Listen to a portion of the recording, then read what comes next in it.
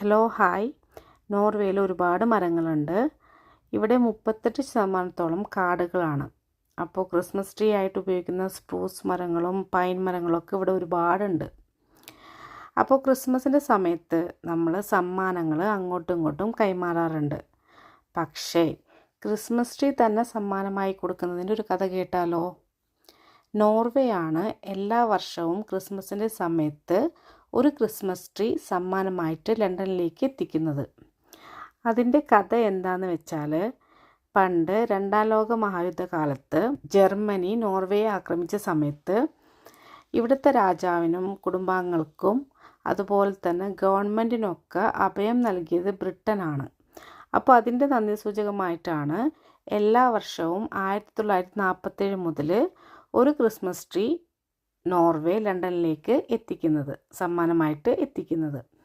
അപ്പോൾ ഈ Christmas tree ഓസ്ലോയിലെ കാടുകളിൽ നിന്നാണ് മുറിച്ചെടുക്കുന്നത്. അതൊരു 50-60 വർഷം പഴക്കെത്തിയ മരമായിരിക്കും. 20-25 മീറ്റർ നീളമൊക്കെ ഉണ്ടായിരിക്കും. അപ്പോൾ ഓസ്ലോയിൽ മേയറിൻ്റെ ഒക്കെ സാന്നിധ്യത്തിലായിരിക്കും ഇത് മുറിച്ചെടുക്കുക. എന്നിട്ട് നന്നായിട്ട് പാക്ക് ചെയ്ത് ഷിപ്പ് വഴിയാണ് അത് UK എത്തിക്കുക. എന്നിട്ട് അവിടെ നിന്ന് ലോറി വഴി റോഡ് മാർഗം ലണ്ടനിലെ ട്രഫൽഗാർ സ്ക്വയറിലെത്തിക്കും.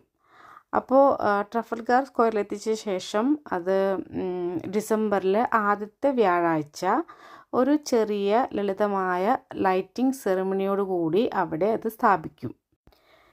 ചെറിയ രീതിയിൽ കരോളൊക്കെ ഉണ്ടാവും. അപ്പോൾ അവർ ക്രിസ്മസ് പാട്ടുകളൊക്കെ പാടി വളരെ ശാന്തമായ രീതിയിലായിരിക്കും ഈ ഒരു ആഘോഷം. ഒരു ജനുവരി 5-6 വരെ ഈ ഒരു ക്രിസ്മസ് ട്രീ അവിടെ ട്രഫൽഗാർ സ്ക്വയറിൽ ഉണ്ടാകും.